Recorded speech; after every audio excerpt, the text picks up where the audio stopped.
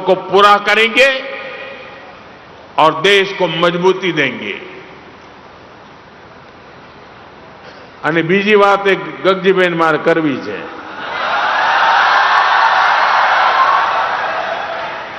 આપે મને સરદાર ગૌરવ રત્નથી સન્માનિત કર્યો।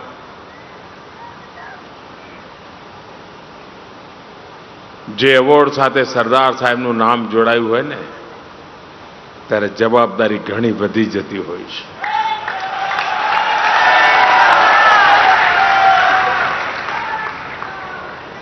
એટલે એક પ્રકારે ગગજીભાઈએ બહુ ચાલાકીપૂર્વક આજે મને બાંધી દીધો કે આગા પાછા ના થતા।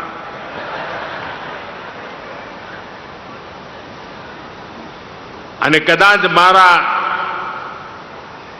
નસીબમાં લખાયેલું છે કે સરદાર સાહેબના જે સપના હતા ને એમણે શરૂ કરેલા જેટલા કામો હતા ને એ બધા પૂરા કરવાનું મારા જ નસીબમાં આવ્યું છે।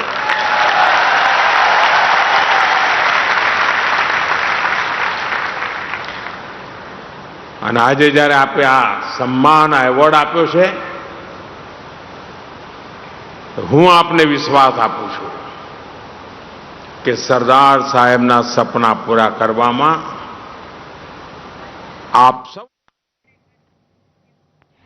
तर पंतप्रधान नरेंद्र मोदी बोलत होते आणि